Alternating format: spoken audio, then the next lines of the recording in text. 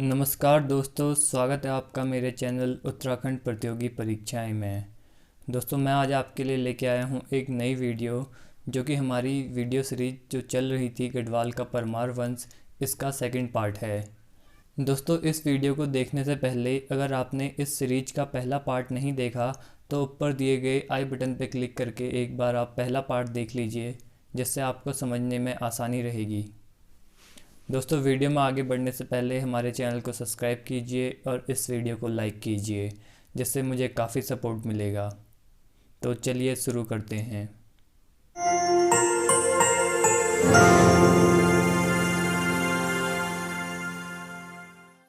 दोस्तों, आज का टॉपिक शुरू करने से पहले हम थोड़ा सा जो हमने पिछली वीडियो में पढ़ा था उसका रिवीजन कर लेते हैं। दोस्तों, पिछली वीडियो में हमने पढ़ा था कि गढ़वाल के परमार वंश की स्थापना की थी कनकपाल ने, जो कि 888 ईस्वी में की थी।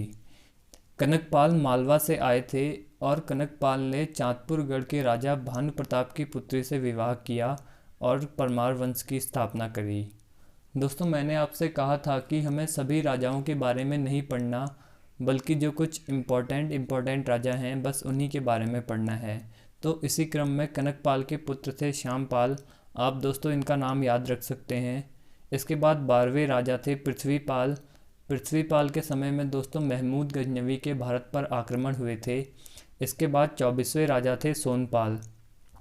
दोस्तों, सोनपाल के बारे में कुछ ऐसे उल्लेख मिलते हैं कि सोनपाल ने राजधानी चांदपुरगढ़ी से बदलकर भिलंगना घाटी कर दी। अब दोस्तों, ये कितना प्रामाणिक है ये तो हम नहीं कह सकते, लेकिन आपको ध्यान देना है कि सोनपाल 24वें राजा थे।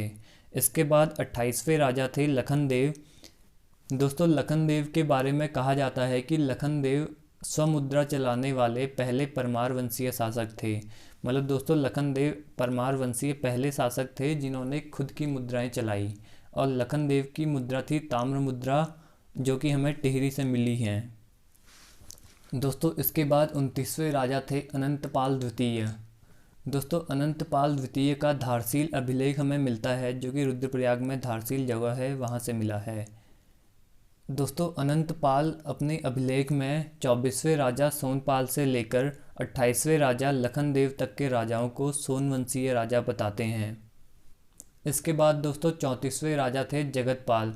दोस्तों, जगतपाल के लिए देवप्रयाग ताम्रपत्रों में रजवार शब्द का प्रयोग किया गया है, और जगतपाल पहले पवार वंशीय शासक थे जिनके हमें भूमिदान के उल्लेख प्राप्त होते हैं। इसके बाद दोस्तों 36वें राजा थे आनंदपाल द्वितीय, जिनके पुत्र थे अजयपाल, जो कि गढ़वाल के 37वें राजा थे। दोस्तों, अजयपाल काफ़ी प्रतापी शासक थे। अजयपाल ने ही 52 गढ़ों को जीतकर एक छत्र गढ़वाल साम्राज्य की स्थापना करी। अजयपाल ही वो राजा थे जिन्होंने राजधानी चांदपुरगढ़ से परिवर्तित करके पहले देवलगढ़ बनाई और उसके बाद श्रीनगर बनाई। और दोस्तों, श्रीनगर राजधानी बनने के बाद किसी भी राजा ने राजधानी श्रीनगर से चेंज नहीं करी। तो दोस्तों 1517 में राजधानी श्रीनगर बन गई और 1804 तक राजधानी श्रीनगर ही रहती है। उसके बाद दोस्तों 1804 में खुड़बुड़ा युद्ध होता है। उसके बाद पवार शासकों को टिहरी जाना पड़ता है, वो हम आगे जाके पढ़ेंगे। लेकिन फ़िलहाल हमने अजयपाल तक के राजाओं के बारे में पिछली वीडियो में पढ़ लिया था। आज हमें इससे आगे बढ़ना है।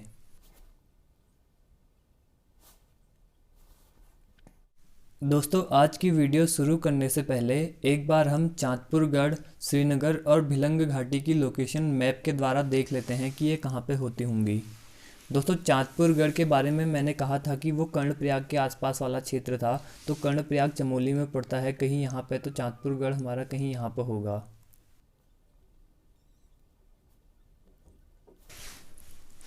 इसके अलावा दोस्तों श्रीनगर की बात करें तो श्रीनगर टिहरी और पौड़ी की सीमा पे पड़ता है। लेकिन वैसे आता तो ये टिहरी ज़िले में ही है, लेकिन यहाँ पे सीमा पे पड़ता है टिहरी और पौड़ी की, कहीं यहीं पे।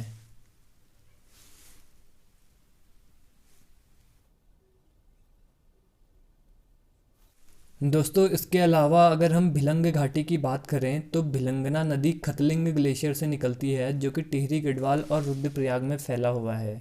तो खतलिंग ग्लेशियर हम कहीं यहाँ पे मान लेते हैं। तो यहाँ से भिलंगना नदी निकलती है और इसी के आसपास वाले क्षेत्र को हम भिलंग घाटी कह देते हैं। बाकी दोस्तों हमारी वीडियो में भोट और छपरांग प्रदेशों का उल्लेख भी बार बार आएगा, तो मैं आपको बताऊं कि भोट और छपरांग प्रदेश उत्तराखंड के उत्तर में सीमांत इलाके हुआ करते थे, जिनके स्वतंत्र राजा कभी कभी हो जाते थे और कभी कभी गढ़वाल के शासक इनको अपने अधीन कर लेते थे।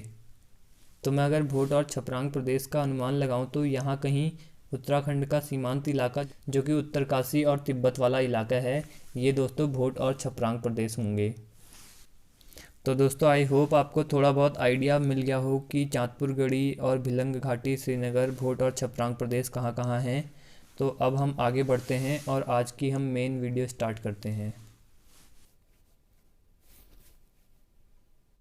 दोस्तों अजयपाल के पुत्र हुए कल्याण शाह, कल्याण शाह के पुत्र हुए सुंदरपाल और सुंदरपाल के पुत्र हुए हंसदेव पाल।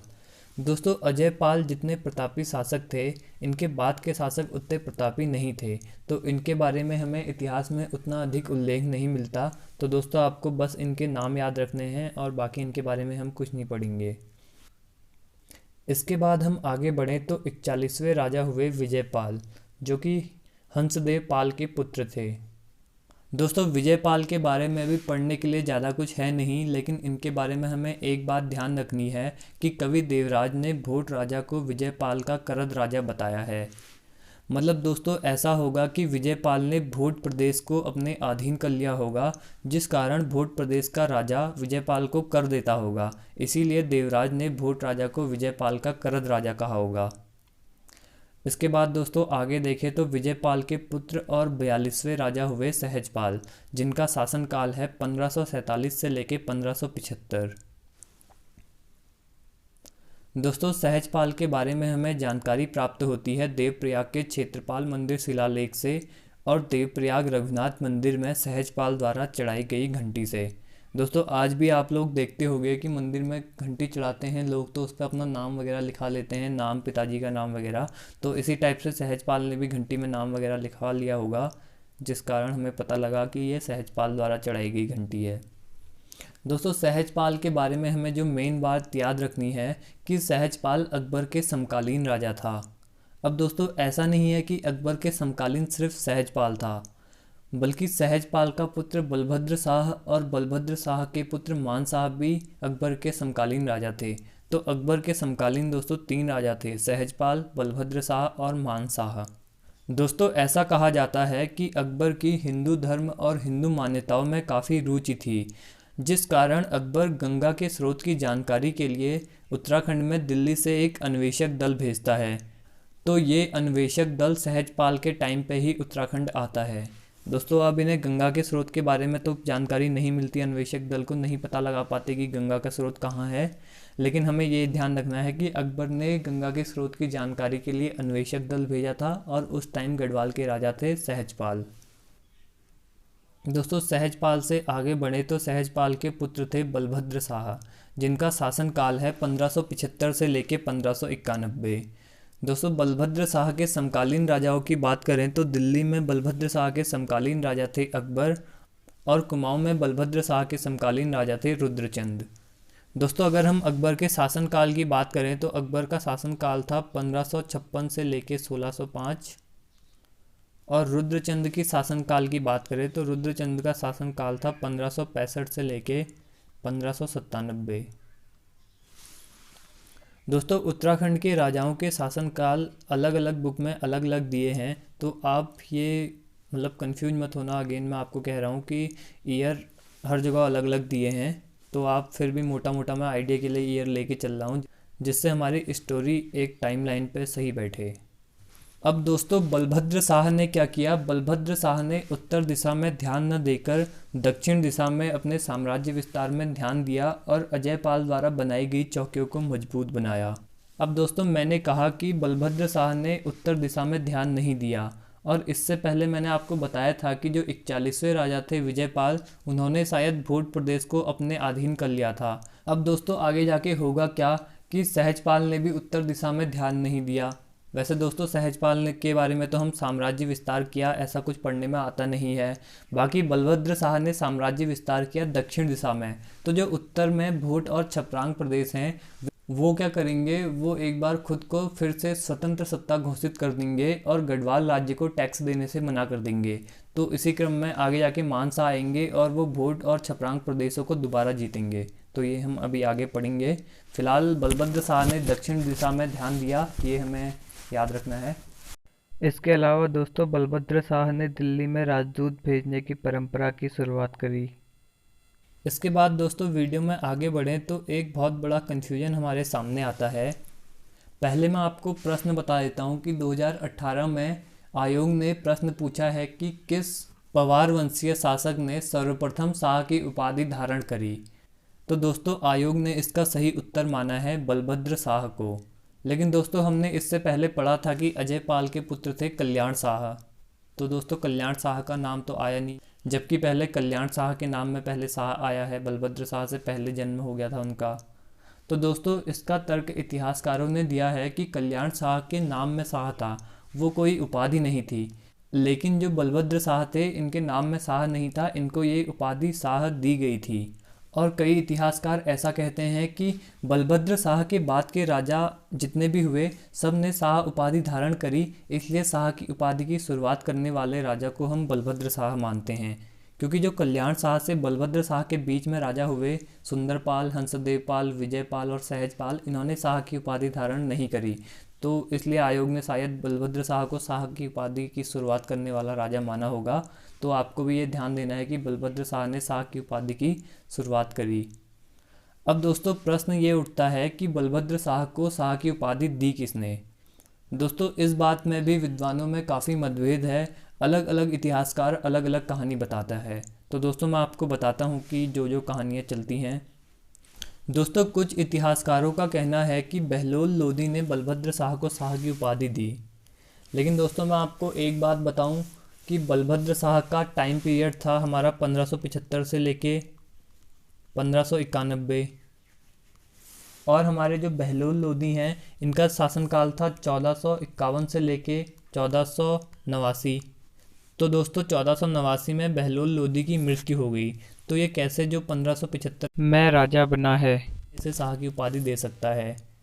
लेकिन दोस्तों हमने पिछली वीडियो में बात करी थी कि भक्त दर्शन की टाइमलाइन, जो हम टाइमलाइन पढ़ रहे हैं शिव प्रसाद डबराल वाली, इससे 100-150 साल पहले है। तो अगर हम उस हिसाब से देखें तो ये तथ्य बिल्कुल सही फिट बैठता है कि बहलोल लोदी ने बलभद्र शाह को शाह की उपाधि दी। लेकिन दोस्तों अगर हम भक्त दर्शन की टाइमलाइन के हिसाब से चलते हैं तो हमारे जो 1700-1800 में घटनाएं होंगी उनका क्रम बदल जाता है, वो सही फिट नहीं बैठते। अब दोस्तों इसी क्रम में अगला तर्क दिया है हमारे शिव प्रसाद डबराल ने कि बहादुर खान लोदी ने बलभद्र शाह को शाह की उपाधि दी। अब दोस्तों वैसे तो हम बात करें लोदी वंश हमारा 1526 में समाप्त हो गया था, लेकिन दोस्तों ऐसा तो नहीं होगा कि सारे लोदी ख़त्म हो गए होंगे, कुछ लोदी वंश के वंशज बचे हुए होंगे। उन्हीं में से एक थे बहादुर खान लोदी, जिन्होंने बलभद्र शाह को शाह की उपाधि दी। इसके अलावा दोस्तों एक कहानी और चलती है। बलभद्र शाह के समय में गढ़वाल से कोई व्यक्ति दिल्ली राजकीय कार्य से गया था। उस समय मुगल हरम में कोई महिला बीमार थी, तो जो व्यक्ति उत्तराखंड से गया था ये उस महिला का इलाज एक काला धागा बांध के कर देता है। इस बात से प्रसन्न होकर मुगल बादशाह उस व्यक्ति को शाह की उपाधि देते हैं। तो वो व्यक्ति कहता है कि ये उपाधि मुझे नहीं दो बल्कि मेरे राजा को दे दो। तो इस कारण शाह की उपाधि बलभद्र शाह को मिल जाती है। अब दोस्तों वो व्यक्ति कौन था, मुगल राजा कौन था, ये तो हमें कुछ नहीं पता, बस ऐसी कहानियाँ चलती है। बाकी ये बात सच है कि उत्तराखंड में आज भी जॉन्डिस का इलाज एक काला धागा बांध के किया जाता है, जो कि काफ़ी कारगर है। इसके अलावा दोस्तों भक्त दर्शन की कहानी की बात करें तो भक्त दर्शन कहते हैं कि औरंगजेब ने मेदिनी शाह को शाह की उपाधि दी थी। लेकिन दोस्तों बलभद्र शाह से शाह की उपाधि शुरू हो गई और मेदिनी शाह तो अभी इसके बाद चौथे 5वें नंबर के राजा हैं बलभद्र शाह के बाद के, जिनके बारे में हम आगे आने वाली वीडियो में पढ़ेंगे। तो दोस्तों खैर जो भी हो, आपको ये ध्यान देना है कि बहलोल लोदी या फिर बहादुर खान लोदी ने बलभद्र शाह को शाह की उपाधि दी। दोस्तों आपको दोनों नाम याद रखने हैं, जिस हिसाब से पेपर में क्वेश्चन पूछा जाएगा उस हिसाब से आप अपना ऑप्शन चूज़ कर लेना।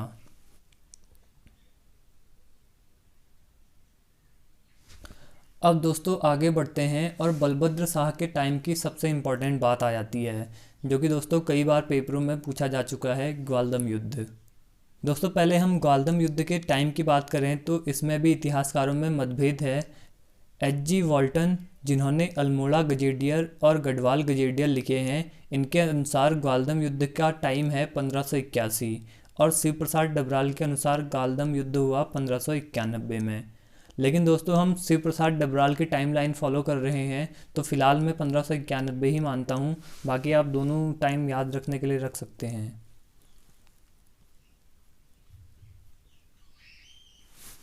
अब दोस्तों ग्वालदम युद्ध की बात करते हैं। दोस्तों बलभद्र शाह के समकालीन कुमाऊं में राजा थे रुद्रचंद, जो कि अपने साम्राज्य का विस्तार कर रहे थे। तो इसी क्रम में साम्राज्य विस्तार करते करते ये गढ़वाल और बागेश्वर पर आक्रमण कर देते हैं। दोस्तों बागेश्वर भी उस समय पे स्वतंत्र सत्ता थी, ये कुमाऊं में शामिल नहीं था। बाद में रुद्रचंद ही बागेश्वर को कुमाऊं में शामिल करते हैं। तो दोस्तों अब ऐसा होता है कि रुद्रचंद गढ़वाल पर आक्रमण करता है, तो ये करता है बागेश्वर के रास्ते आक्रमण। तो सबसे पहले ये बागेश्वर पर आक्रमण करने वाला होगा। लेकिन दोस्तों बागेश्वर का शासक हुआ करता था सुकालदेव। सुकालदेव बलभद्र शाह की सहायता लेता है और बलभद्र शाह और सुकालदेव दोनों मिलके एक हो जाते हैं। तो दोस्तों बधानगढ़, जो कि चमोली में पड़ता है, वहाँ पर बलभद्र शाह और रुद्रचंद के बीच में एक छोटा सा युद्ध होता है। उसके बाद रुद्रचंद की सेना थोड़ा पीछे हटती है और ग्वालदम पर कुमाऊं और गढ़वाल की सेनाओं के बीच में एक भीषण युद्ध होता है। इस युद्ध में रुद्रचंद के सेनापति पुरुषोत्तम पंत मारे जाते हैं और रुद्रचंद हार जाता है। अब दोस्तों ग्वालदम युद्ध के कुछ समय बाद ही बलभद्र शाह की मृत्यु हो जाती है। तो जो हमारे सुकालदेव थे, इनका सपोर्ट करने वाला तो कोई बचा नहीं, क्योंकि बलभद्र शाह की तो मृत्यु हो गई। अब इनका पुत्र इनका सपोर्ट करे या ना करे पता नहीं, और करता भी नहीं है दोस्तों। तो अगले साल 1592 में क्या होता है, रुद्रचंद एक बार दोबारा से बागेश्वर पर अटैक कर देता है और यहाँ पे क्या होता है, बैजनाथ का युद्ध होता है। तो बैजनाथ युद्ध में रुद्रचंद सुकालदेव को मार देता है और बैजनाथ युद्ध के बाद ही बागेश्वर अब कुमाऊं में शामिल हो जाता है। तो दोस्तों अब ये कुमाऊं पूरा बन गया। इससे पहले इसमें बागेश्वर शामिल नहीं था, लेकिन बैजनाथ युद्ध में सुकालदेव को मारने के बाद रुद्रचंद बागेश्वर को भी कुमाऊं में सम्मिलित कर देते हैं।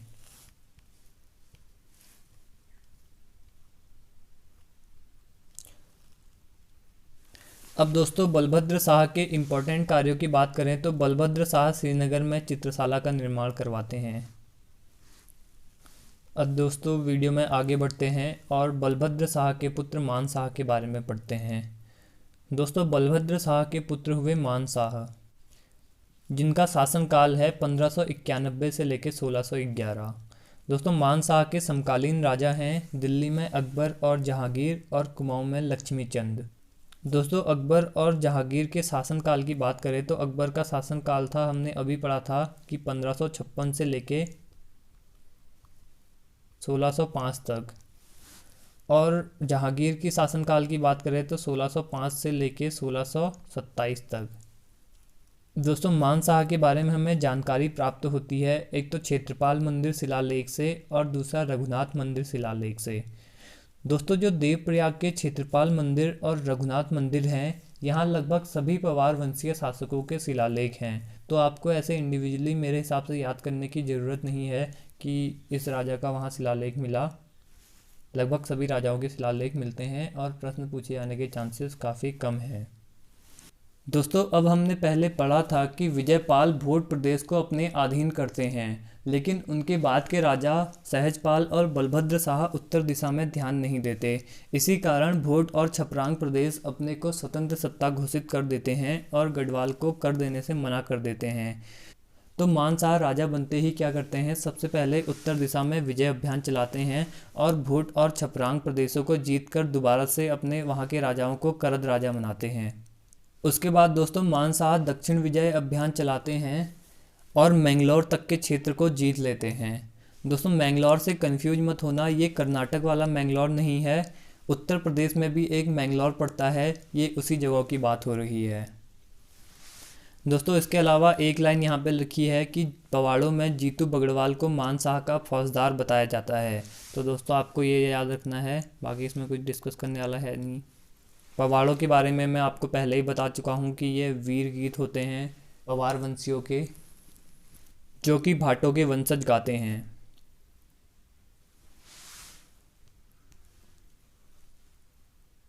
दोस्तों इसके अलावा मान शाह के कार्यों की बात करें तो मान शाह श्रीनगर के पास में ही मानपुर शहर बसाते हैं।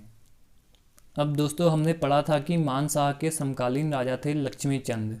तो दोस्तों लक्ष्मी चंद भी अपने पूर्वजों कीर्तिचंद और रुद्रचंद की तरह गढ़वाल पर आक्रमण करते हैं। गढ़वाल पर आक्रमण करने के क्रम में लक्ष्मी चंद्र 1597 से लेकर 1602 तक लगातार 7 बार गढ़वाल पर आक्रमण करते हैं, लेकिन एक बार भी लक्ष्मी चंद को सफलता नहीं मिलती। अब दोस्तों यहाँ पे एक आती है लक्ष्मी चंद के बारे में छोटी सी कहानी, जो कि काफ़ी इंटरेस्टिंग है। अब दोस्तों ऐसा हुआ कि लक्ष्मी चंद बार बार जब गढ़वाल पर आक्रमण करके असफल हो रहे थे, तो इनके राज्य के लोग इनका मजाक बना रहे होंगे कि कैसा राजा है, बार बार हार जा रहा है। तो इसी वजह से एक बार जब लक्ष्मी चंद गढ़वाल से आक्रमण करके हार गए, तो ये वापस आ रहे थे अपने राज्य को। तो ये क्या करते हैं, लक्ष्मी चंद फटे पुराने कपड़े पहन के अपने राज्य को वापस जाने लगते हैं, ताकि इनके राज्य के लोग इन्हें पहचान न पाएँ। लेकिन दोस्तों लक्ष्मी चंद के राज्य के लोग लक्ष्मी चंद को पहचान लेते हैं, और तभी से लक्ष्मी चंद का नाम लखुली बिराली पड़ जाता है। तो दोस्तों ये आपको ध्यान देना है, ये प्रश्न आपसे पेपर में पूछा जा सकता है कि कौन सा चंद्रवंशीय शासक है जिसे लखुली बिराली के नाम से जाना जाता है। इसका उत्तर है दोस्तों लक्ष्मी चंद।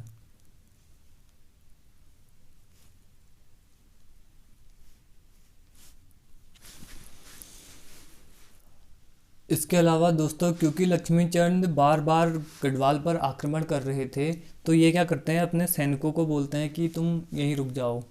कहाँ, बागेश्वर वाले रास्ते से कुमाऊं वाले अटैक करते हैं गढ़वाल पे। तो ये क्या करता है, बागेश्वर वाले क्षेत्र में ही अपने सैनिकों को रुकने के लिए कहता है, ताकि जब ये आक्रमण करने जाए तो वहाँ से तुरंत सेना को बार बार आने जाने की दिक्कत ना झेलनी पड़े। तो मतलब ये करता क्या है, एक्चुअल में सदैव तत्पर रहने वाली सेना बनाता है, जिसका नाम देता है लक्ष्मीचंद बीसी बंदूक सेना। और इस सेना के सैनिकों को लक्ष्मीचंद बीसी बंदूक नाम की रियासतें देता है। अब दोस्तों लक्ष्मीचंद लगातार 7 बार हारने के बाद 1603 में दोबारा 8वीं बार आक्रमण करता है गढ़वाल पर, और ये है हमारा पयनगढ़ युद्ध, जिसे पैणोगढ़ युद्ध भी कहा जाता है।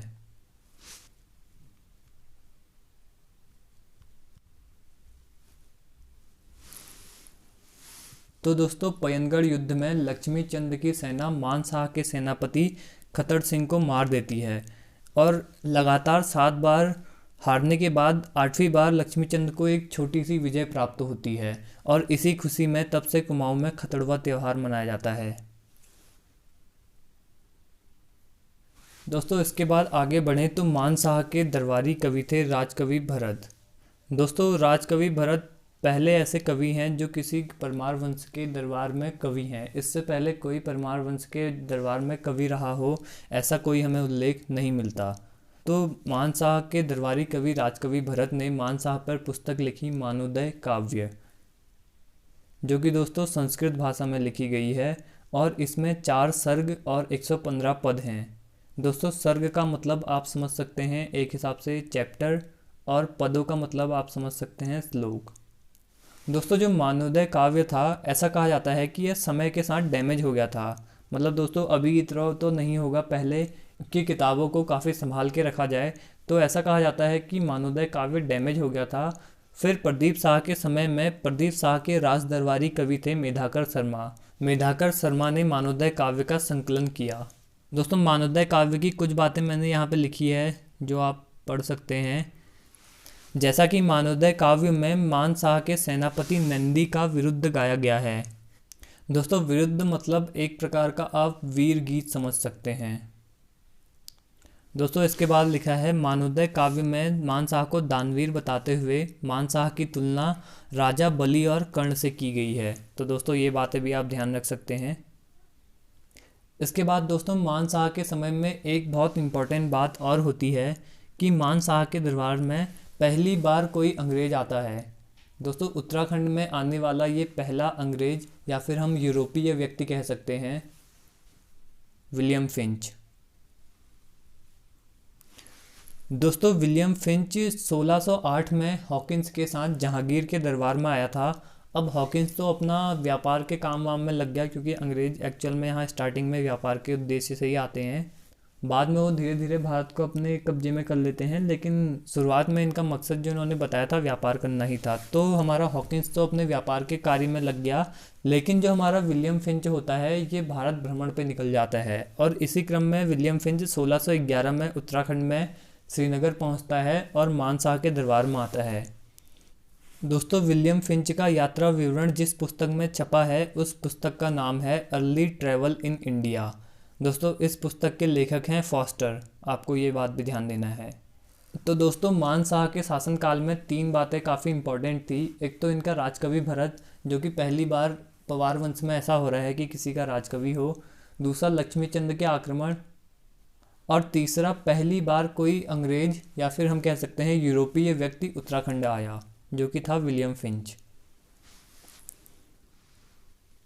दोस्तों, इसके बाद आगे बढ़े तो मान शाह के पुत्र हुए श्याम शाह, जिनका शासनकाल था 1611 से लेकर 1631। दोस्तों, श्याम शाह के समकालीन राजा थे जहांगीर और कुछ टाइम के लिए शाहजहां। और दोस्तों, कुमाऊं में श्याम शाह के समकालीन राजा थे तिरुमल चंद। दोस्तों, तिरुमल चंद्र भी काफ़ी इंपॉर्टेंट हो जाते हैं, क्योंकि इससे पहले हमने पढ़ा था कि कीर्ति चंद, रुद्रचंद और लक्ष्मी चंद कुमाऊं पर आक्रमण करते हैं, लेकिन इसी के विपरीत तिरुमल चंद्र गढ़वाल में शरण लेते हैं श्याम शाह के दरबार में, क्योंकि तिरुमल चंद्र के राज्य में आंतरिक विद्रोह हो गया था, जिस कारण उन्हें कुमाऊं छोड़कर गढ़वाल में श्याम शाह की शरण में आना पड़ा। दोस्तों, श्याम शाह की स्रोतों की बात करें तो श्याम शाह के स्रोतों में पहला है हमारा सिलसारी ताम्रपत्र। दोस्तों, सिलसारी ताम्रपत्र में श्याम शाह द्वारा शिवनाथ जोगी को भूदान का उल्लेख मिलता है। दोस्तों, इसके अलावा 2 पुस्तकें हैं। पहली पुस्तक early Jesuit travel in India, जिसके लेखक हैं वेसल्स, और दूसरी पुस्तक है Jesuit and the great Mughal empire, जिसके लेखक हैं एम एडवर्ड। दोस्तों, इन दोनों पुस्तकों में एंड्राडो का विवरण छपा है, जो कि जैसूट दल का सदस्य था। दोस्तों, जैसूट दल मतलब एक ऐसा दल था जो कि ईसाई धर्म का प्रचार प्रसार भारत में कर रहा था, और इसी क्रम में ये उत्तराखंड आते हैं और श्याम शाह के दरबार में भी आते हैं। दोस्तों, एंड्राडो अपने यात्रा विवरण में लिखता है कि जब वह श्रीनगर पहुंचा तो उस समय वहां के राजा का अंतिम संस्कार हो रहा था और उसके साथ उसकी 60 रानियां सती हो रही थी। तो दोस्तों, ऐसा अनुमान लगाया जाता है कि ये राजा श्याम शाह ही थे। दोस्तों, इसके अलावा बात करें तो जहांगीरनामा में भी श्याम शाह के बारे में वर्णन मिलता है। जहांगीर द्वारा श्याम शाह को एक हाथी और एक घोड़ा उपहार स्वरूप भेंट करने की बात जहांगीरनामा में लिखी गई है। अब दोस्तों, वैसे ये बात थोड़ा समझ में नहीं आती कि जहांगीर इतने बड़े क्षेत्र का राजा था और श्याम शाह एक छोटे से गढ़वाल का राजा था, तो जहांगीर श्याम शाह को एक हाथी और एक घोड़ा क्यों भेंट देगा।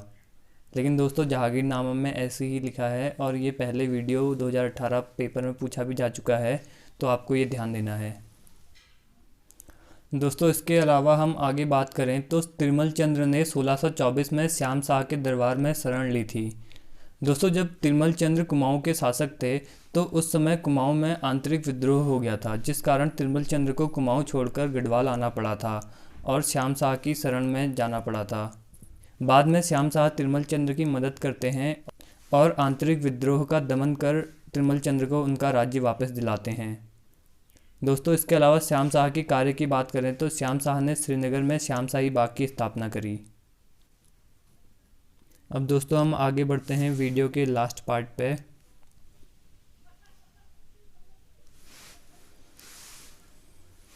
दोस्तों, हमने पढ़ा था कि 43वें राजा थे बलभद्र शाह, और बलभद्र शाह के पुत्र थे मान शाह, और मान शाह के पुत्र थे श्याम शाह। अब दोस्तों, ऐसा कहा जाता है कि श्याम शाह के पुत्र थे दुलाराम शाह, जिनका 11 वर्ष की आयु में मृत्यु हो गई, तो श्याम शाह के आगे कोई राजा बनने वाला बचा नहीं।